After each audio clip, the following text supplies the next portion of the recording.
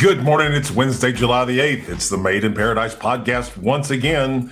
Today we're talking about pain and pleasure as motivators. And very often I've said to the two of you across my mentoring that the best lessons in my life have come through pain and not pleasure.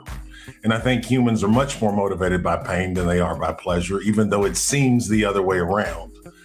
So with that in mind, Anthony, what are your thoughts on pain and pleasure as a motivator? So let me ask you, does pain make pleasure more meaningful? Does pain make pressure more meaningful, or does pain make pleasure more meaningful? Pleasure more meaningful. That's right, pleasure. I think that all humans need contrast. And when I see people making big mistakes, a lot of time it's because they didn't have contrast. And what I mean by that is a guy's married for 10 years and then he has an affair on his wife. And he has that affair on his wife thinking he's going to get all these things from it, right? But in the end, he doesn't. And then he goes back to his wife because he realizes what he had after he goes and sees something else. Like the grass is always greener. But I think that, yes, how would we identify pleasure if we don't have the pain? I herniated a disc in my back in the gym, as both of you know, over 3 years ago. And for a while, I would just be walking along and I could have what's like electric shocks come out of my lower back down each leg or both legs. A couple of times it was so bad it almost fell over, right? And today, I'm much more grateful for the days when I'm completely pain-free. That herniated disc is better, but I still have certain movements that I can make when I feel that, wow, but that it touches that nerve, and then it touches that nerve and sends that electrical pain. But as a result of that, I've become much more grateful for being able to walk, do normal activities without having that pain. So yes, I think absolutely pain makes pleasure that much better. Like hunger. One time when my first wife was dying and I felt like I needed to petition God to save her. And I went on an 11-day water only fast. And after that 11-day fast, when your body has gone through that much time without eating food, you have to be very sensitive about what you eat first so it doesn't make you sick. And I broke that fast with spinach because I had never liked spinach in my life. And I'm going to tell you that after that experience of eating that spinach became one of my favorite things. I just had it yesterday for lunch. Spinach became one of my favorite things because in that moment, and I can remember so vividly, the smell, the taste, it was better than candy. It was better than a steak. It was better than everything in that moment. But it was the contrast of no food to here is some sustenance. And it completely changed my perspective from that contrast. I need to do that with fish. You do. But I don't know about Pisces eating fish. I think that may be a thing that you're just not supposed to, because Anthony loves fish though. So that. Right. Yeah, I was thinking about doing a 3-day fast. So maybe I'll do it after this 3-day fast. I want to tell you this about fasting because I've done a whole lot of 3-day fasts, and the real benefits you get from it at day 5 and day 7 is way better. And if people have enough self-control to do it, you get out onto a 5-day fast and you can smell your neighbor cooking, 200 yards away. You become incredibly sensitive to food, and then you begin to see how really addicted you are to it. Yep. So let me continue. And can a life without pain become fulfilling? No. Oh, so you definitely need the pain. And I think about the Buddha, who was Siddhartha, and he's born into this kingdom where his father has made this beautiful world for him that's perfect. But he's completely unfulfilled because he's only seeing one side of what life is about. So I think we have to have pain here in this world to really have a fulfilling life. How can you appreciate a person, for example, how can you really appreciate a person unless that fear of losing them is there? Right, right. So is avoiding pain holding us back? Not just the fear, but the knowing that you would lose them. Right. Go Right, ahead, I'm sorry. right. No, I mean, so is avoiding pain holding us back? Meaning?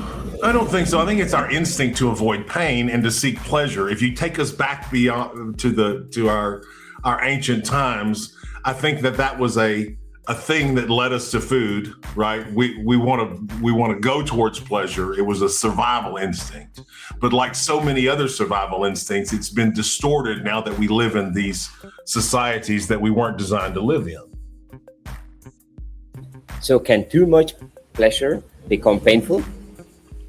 Absolutely. I mean, just think about anything to excess, right? Whatever it is, an old Buddhist monk once said, anything taken to excess becomes poison. And that's true. No matter what even water. If you drink too much water, you'll die. You eat too much food, you'll die. You eat too much McDonald's. I don't know if you remember the guy, Morgan Spurlock. He was a documentary filmmaker, and he made two different documentary films about McDonald's. One of them I think was called Super Size Me, and then there was another one. And he died, right? He died very, very young. And I just had to say, wow. Yeah. That Super Size Me, wasn't it a month of him just eating McDonald's every It was a month of him nothing but eating McDonald's, and he would go to the doctor and he would see he was watching his health just steadily decline. Right. So yes, and he always had to agree. If they said, "Do you want that supersized?" He'd have to say yes. Yeah, he had to say yes every time. Every time they said, "Do you want that supersized?" he said yes. Mm-hmm. Yeah. So, do success people deal with pain differently? Do successful people deal with pain differently? Absolutely. If you take the gym, for example, in order to go to the gym, you have to accept a certain amount of pain. And I'm just about cleared to go back with my back now, and I'm thinking about it, and I'm getting my mind ready. Okay, in order to get this long-term positive, I'm going to have this short-term negative of this pain. I think it's the same thing with meditation. I hear people sometimes say, well, I tried meditation one time and it didn't work for me. And I say, well, how long was that? Well, they say, well, I sat down 5 minutes and I could hardly stand it. I mean, if you're going to become a meditator, you're about to go through years of what seems like frustration and mental pain in order to get yourself into a place where you can control your thoughts. And so you have to agree to that pain in order to get the long-term benefit that meditation brings. Right. So is the short-term pain worth the long-term happiness? Almost always. Almost always in those particular situations. If you think about anything that you do, doing cold calls is painful. Darren and I have done literally thousands of them for different organizations and different projects or whatever. We're doing them now. We're doing EV chargers. We're looking for EV charger people all over the world. We're looking at infrastructure people. We're selling big generators and we're looking for people. That's painful, right? Because you're getting rejected completely over and over and over and over and over again.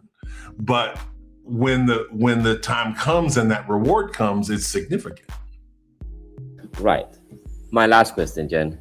Would you choose a painful truth or a pleasant lie? No, always the truth. I will always choose the truth, because when you avoid the truth, you're actually going to create more pain. Anytime you avoid the truth, you're creating more pain down the road. People will say, well, I lied to my spouse to protect them. That's always bullshit.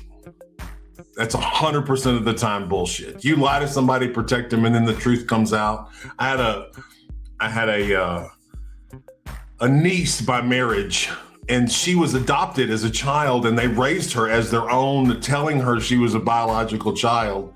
She had a younger sister who looked exactly like the parents, and she didn't. She looked like a model, and the younger sister was of average physical appearance like the parents, and they held it all the way till I think she was 19 or 20 years old, and then they told her. How do you think that went down? That all of a sudden you say, well, guess what? We're not your biological parents. This is what really happened. Oh, and by the way, everyone else knows it was just you that didn't know. Darren That'd be brutal. Bingleton, what do you want to talk about pleasure and pain today? Well, in the Bhagavad Gita, it says that pain and pleasure are both impermanent. They have a beginning and an end. And Krishna tells Arjuna to simply bear them patiently. Is that actual practical advice for someone that could be running a business and making high-stake decisions? Ram Dass one time, with that particular scripture, he went to the dentist to have a root canal and insisted on no anesthesia. Ooh, because as the Bhagavad Gita says, we should be the same in pleasure as we are in pain, holding ourselves completely in that neutral position. So he wanted to see how that goes. And as he tells the story, I mean, you can imagine he's holding his head. Yeah, he's flopping around the chair and he's going all crazy, right? Lasting the so that is the concept. I think that if you're a person who seeks God, and what I mean by God is not a God defined by religion, but the force that's beyond that. If you're a person who seeks God and you say, I want God's best for my life, which would be the plan that you chose before you were born, right? That's the plan that I want. When something like a deal falls through, you have to look at that and you have to be just as excited about a deal falling through as you do when the deal goes through, because the deal that falls through, you may not have known what the consequence would be if you actually got that deal and did it. And many times when we're involved in a situation, you guys see this all the time, we'll get right to the edge. The person's possibly given the purchase order and everything's right there, and all of a sudden it falls apart for some reason. Piece of information we didn't know or whatever. And in that moment, if I'm like, oh, everything always falls apart, that's completely the opposite of what the Bhagavad Gita is trying to communicate to us. I have to say about that deal, I was protected from something. That deal wasn't for me. I was protected from something. Let's go to another deal. But the moment I add all that disappointment to it and all that emotion to the negative situation, I'm extending it out. I'm creating more karma for myself.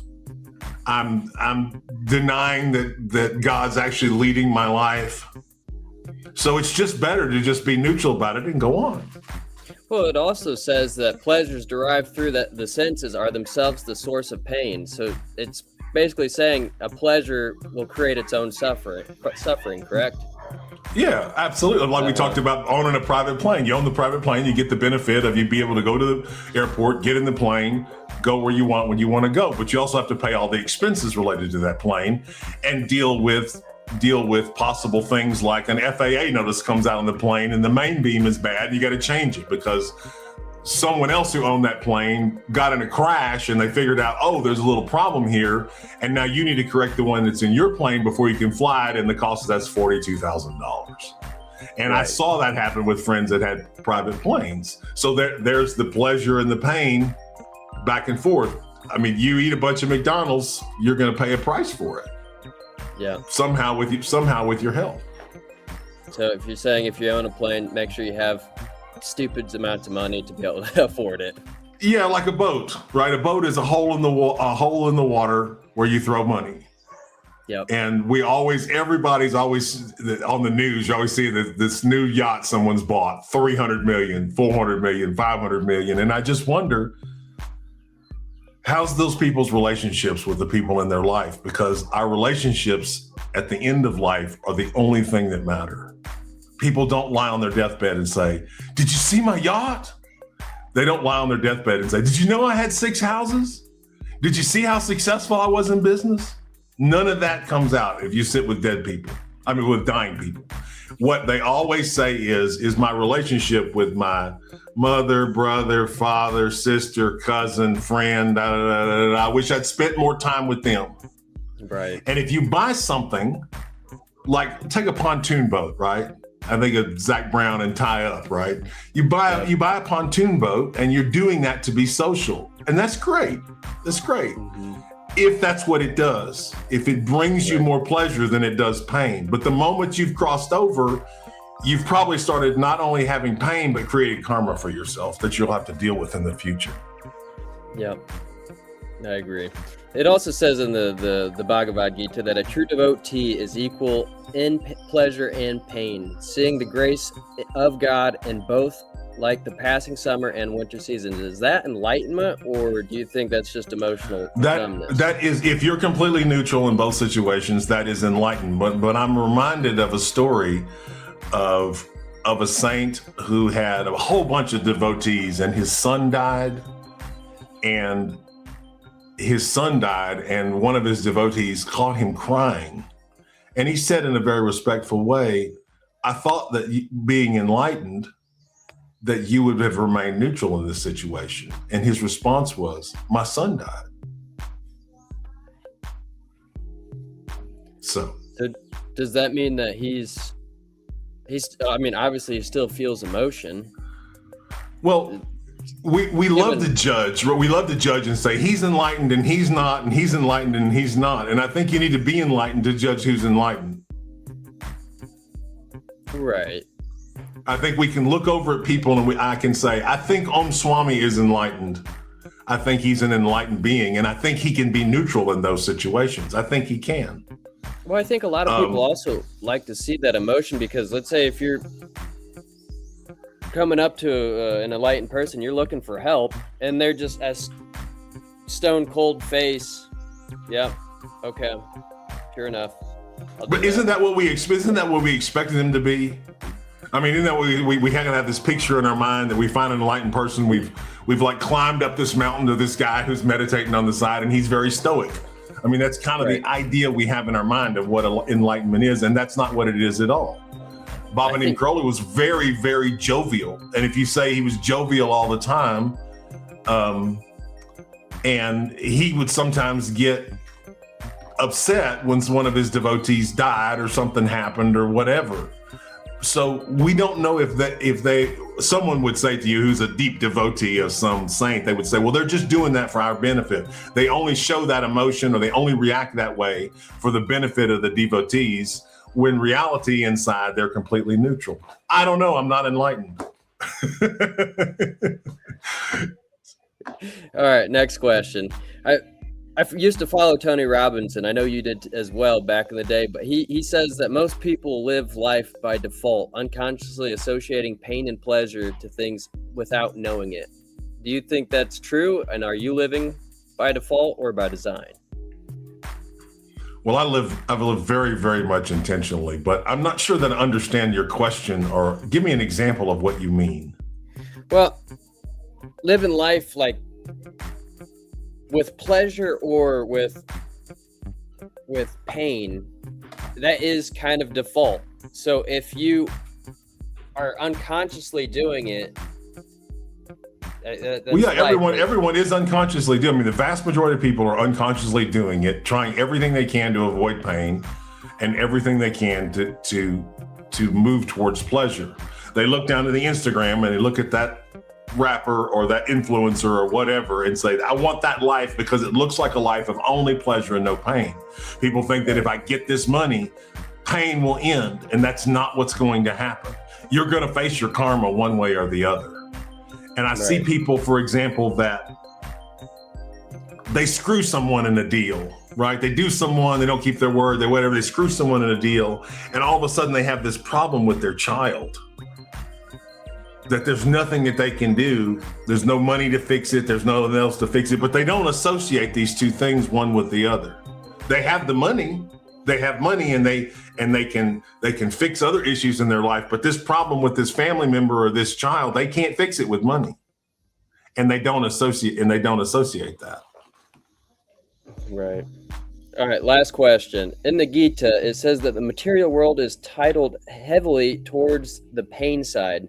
That even our most optimistic attitudes can't overcome the fundamentally painful nature of existence. Is that actually more painful than pleasurable? And do you think that's okay?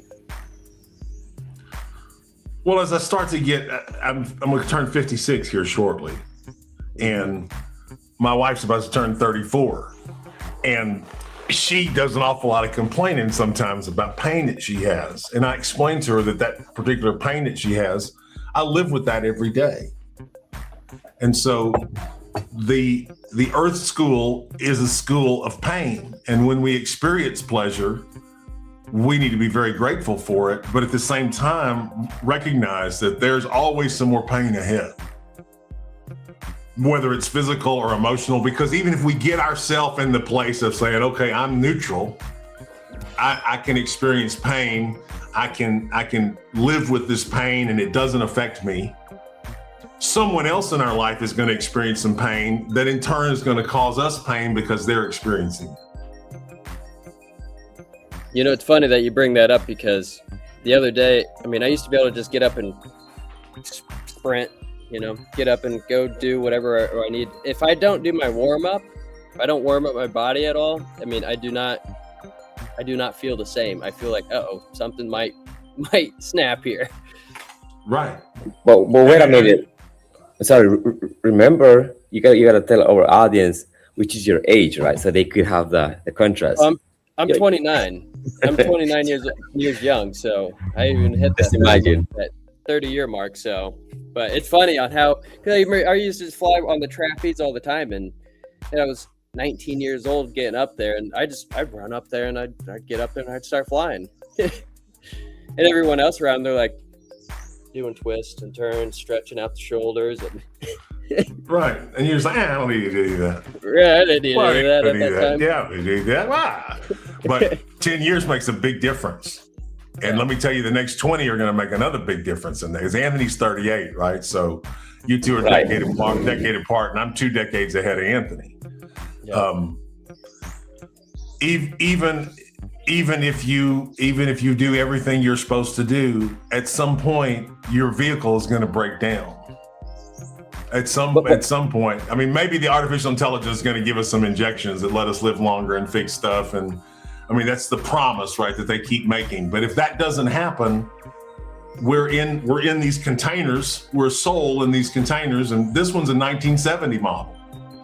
And so if you have a 1970 model car and you drive it to work every day, it's going to break more often than a brand new one that you just bought.